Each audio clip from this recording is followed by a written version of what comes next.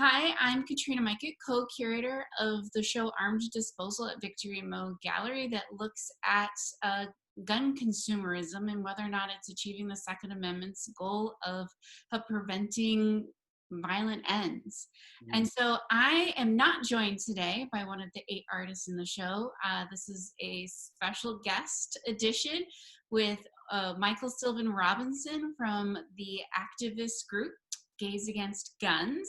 And he is here to tell us today a little bit more about the group, why it got started, what it does, and to give us a little advice about how to get involved on the issue.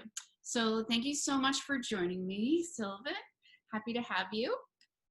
It's great to be here and glad to represent GAG in this conversation and to talk a little bit more about the ongoing gun violence epidemic that's really impacting America in particular. I mean, worldwide, guns are a problem, but America has a particular gun problem. Some really, really amazing gun violence protection groups out there.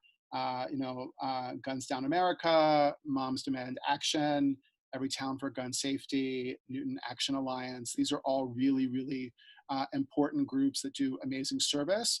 And I think the thing that's kind of special about GAG is the direct activism, the street action, our use of gender and artful drag as a way of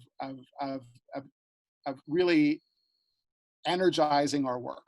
And really a vibrant and dynamic and performative in a lot of ways as well. We believe that direct action saves lives, so that's one of the things that distinguishes us.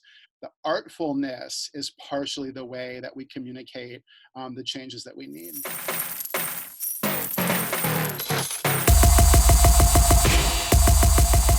With gun violence, Pulse was a catalyst. We know what it's like to have our bars raided regularly, but never before with a semi-automatic weapon. This was born of a need to tell the folks who think they might want to fuck with us that we are not going to take it. GAG, I think, came in and said, we're not going to be polite anymore. We're not going to ask for things, we're going to demand them. I don't think any of us were really sure what it would develop into, but initially it was going to be protests. It was going to be arrests. We've developed to be much more than that. We were interested in gun violence prevention, not just for LGBTQ people, for everyone. We wanted to make sure that the entire country was safe, not just us. To walk in the shoes of a person who's been killed and think about that person's life, what they left behind. You are fully in that person's space. You are a beacon for this person. You really are truly representing this individual who is no longer with us. When you start to see how you're affecting people, it is unbelievable. This was a life wiped out needlessly because someone had a gun. I'm going to carry that experience with me for the rest of my life. Could you get into what the human beings are? Because that's a large part of Gays Against Guns action. 2 artists, Tigger James Ferguson and his husband Scott Parent, who brought this idea of the human beings to GAG, which would be that members of the activist group would be veiled, dressed all in white and silent, and hold a place for someone who was killed by gun violence. So in that first Pride weekend, members of GAG held each of the spaces for those killed in the Pulse massacre. And the first human beings were all the victims from the Pulse massacre. And then we inherited this wonderful idea from these great artists who brought it our way. And that's been the hallmark of our work ever since. So often in our actions, you will see members of the activists holding placards that have a photo, the name, and a little bit of information about the life of the person killed by guns. And we often direct our focus. So for example, in the fall for the Transgender Day of Remembrance, we held spaces for all of the transgender people killed over the course of the year by gun violence, which is primarily Black transgender women, almost exclusively. And so we'll focus our work to show the impact that gun violence has on particular vulnerable populations. And women are also, domestic violence, particularly in the pandemic, has really been an increased source of gun violence for women in America. And so we did a series of, digital human being actions to sort of try to represent that early on in the pandemic as well. How did you decide to do the white veiled look for your human beings? Because a white veil has a lot of connotations in Yeah, different yeah, areas. yeah. As far as I know from the story, Tigger and Scott just had this vision about wanting the presence of the activist to be one of service and silence, and to be both present but also a visible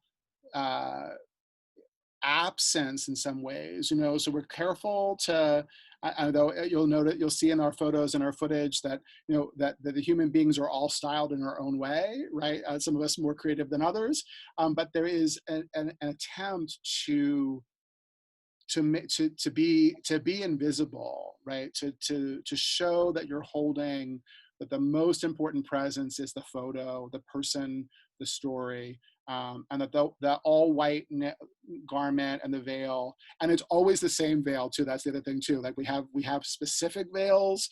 We don't talk when the veils are on. We have very clear protocols about all of this, and I think that helps us make every one of these stories held in the same way. Yeah, that's amazing. And there have been people who said, why is it got to be white? Like, why aren't you wearing? And I just Contested color right now.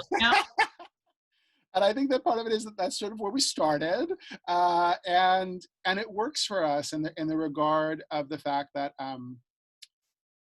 I think that there is a way in which the black and white of the photograph and the paper we're holding and the white clothing and the absence of, sometimes I know for myself that often I think when I'm in the under the veil, that I'm actually aware that I'm kind of hoping that someone can't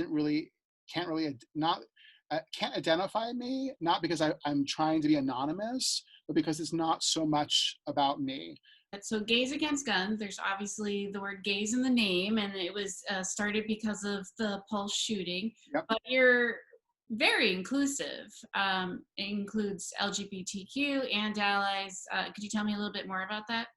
Yeah, I think that, so two things, one of which is that it's really great to be in queer activism that's not specifically always just about queer people, right? So we're queer activists with a humanist message, right? That we want people to be safe from gun violence, and to particularly to think about the ways in which other components of our society impact the possibility that you'll be a victim of gun violence. So again, women, children, people who have mental health issues, who are way more likely to be shot in ways that could be prevented. As people intervene, as police officers are trying to intervene, and they're often victimized in their own struggle. I do think that there's something kind of powerful about showing as a male person when I'm holding the placard for a woman who was committed domestic violence. I do think it's important to be saying that is the work of an ally, right? That I'm a male person who's holding this space because I get that domestic violence greatly impacted the woman whose life I'm holding her story with honor and respect. And hoping that through our action, we can prevent that from happening to other women. Are there any other actions or focuses of Gays Against Guns in terms of gun control, gun prevention? Yeah, I think one of the things that's kind of exciting about Gays Against Guns is its connection to all of those roots. There are activists in the group who are very excited about advocating for change at the legislative level, and really making sure that politicians hear from us and know that we have particular questions and advocacy that we're going to be really pushing for. I think there is a group of activists that are really engaged in sort of following the money, right? Like 2.3 million guns were sold in June alone. So there are members of Gays Against Guns that spend a lot of time looking at, like, where did that money come from and who's investing in it, and how can we influence businesses to cease doing the kind of business they're doing with people who are funding millions of guns in that experience.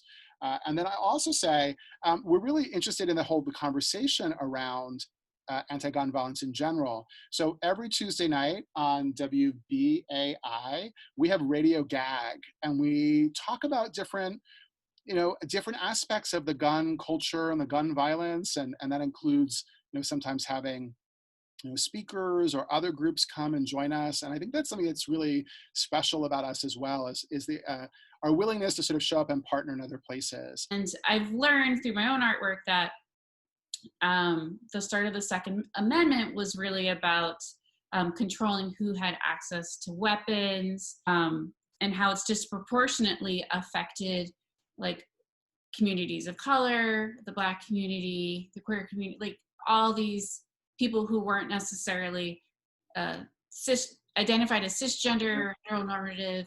And I really like pairing with you because bringing Gays Against Guns into the show sort of gives this face to the causes of how systemic this issue of violence is, of how difficult it is to sort out. And so I'm really happy to talk to you today and to really learn more about the work you're doing and how it pairs so well with the show, which I wish you could have been a part of. Absolutely. Well, and also too, one of the things that